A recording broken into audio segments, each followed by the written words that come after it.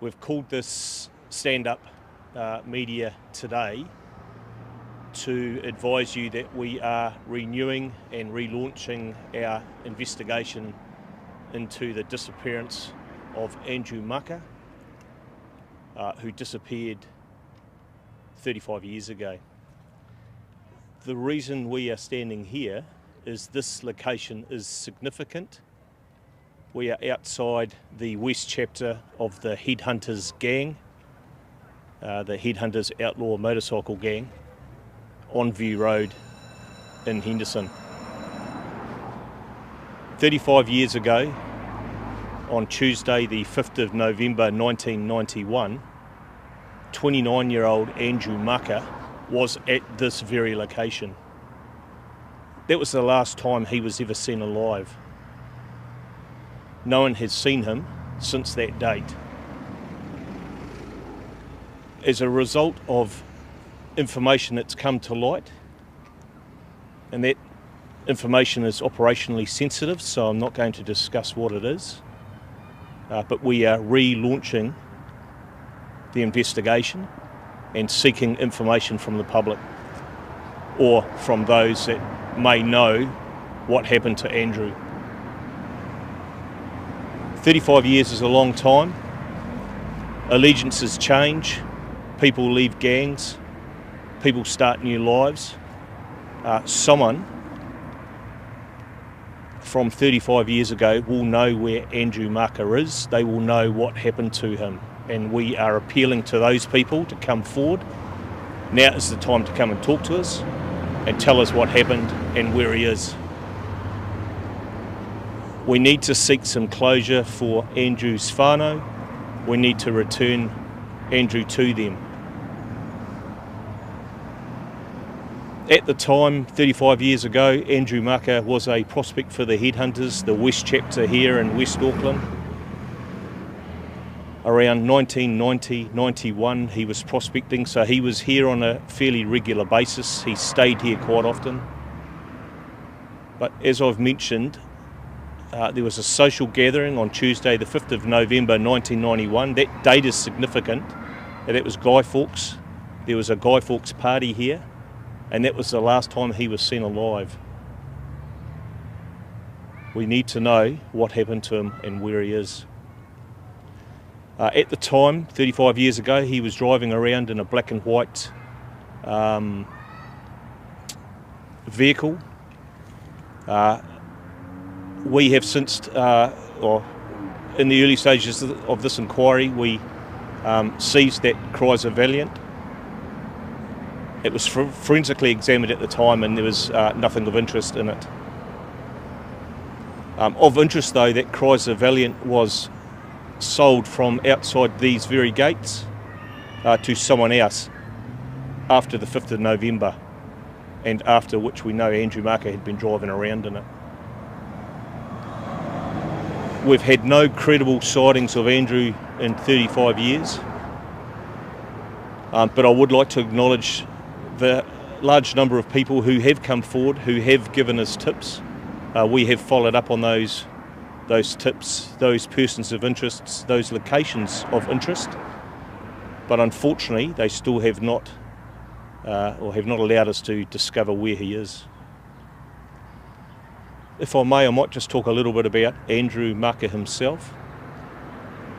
At the time of his disappearance, he was obviously living in Auckland prospecting for the Headhunters, the West chapter here. But he was a Māori boy. He was born in Kawakawa, Bay of Islands in Northland.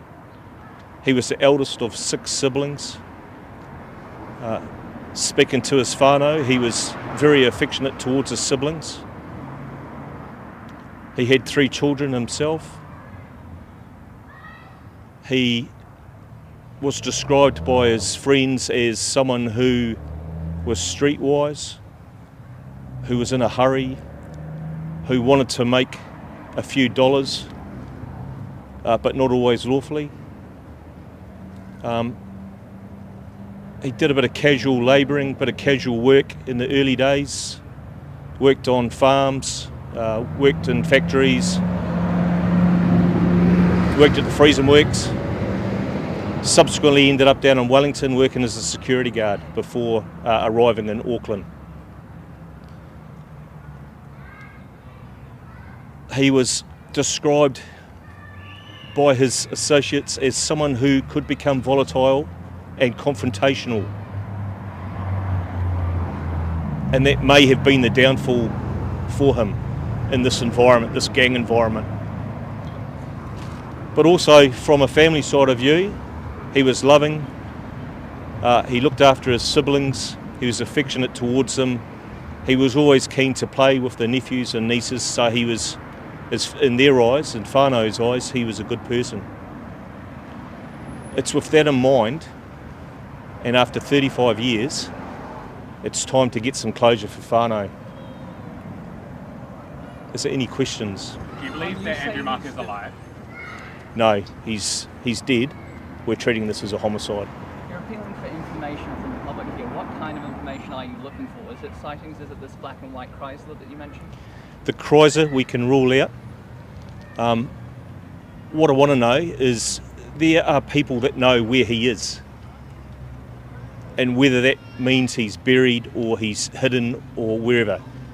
Someone knows what happened to him, someone knows where he is, and with the passage of time and with allegiances changing and people moving out of gangs, it's time for that person to come forward. But you don't believe he's alive? No, I don't. Is this new information related to any other leads you've had in the past? Look, even from those early days, he was last seen alive on the 5th of November 1991. He was reported missing in February 92. But in those early days of those inquiries by the detectives back then, they suspected foul play straight away, and they were treating it as a homicide. So it has been treated as a homicide since 1992. How significant? Informant before or during his disappearance? I'm not going to talk about any informant-related questions. I mean, that's a part of police work. We speak to all sorts of people all the time. Have you spoken to the gangs up the road? Are they helping you? Have you searched so far? We've searched a number of locations. Again, operationally, I'm not going to go into where those locations are.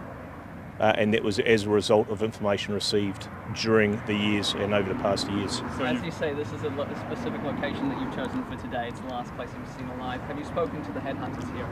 Yes, as you know, gang members are generally pretty good to have a chat with. They're not. No, they don't speak to us. There is a code of silence. And that's something that we live with. That's something that we operate in.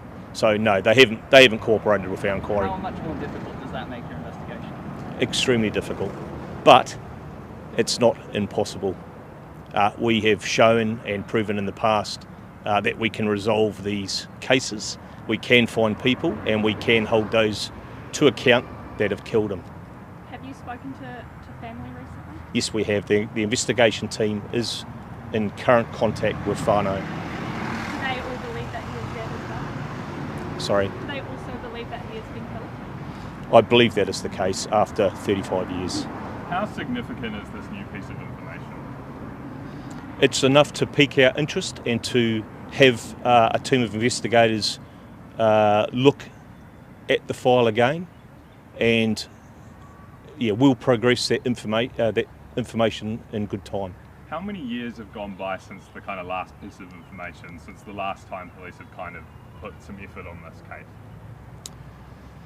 We regularly receive information at various times. I can't go into specific timelines of exactly when that information's been received, but we do regularly receive information on a lot of missing person cases over the years. Can you rule out previous leads suggesting he was in the West Auckland forest, buried in the West Auckland forest? We're not going to rule out anything at this stage, just going to keep an open mind. Is there any reward for information? There is no reward. Why is that?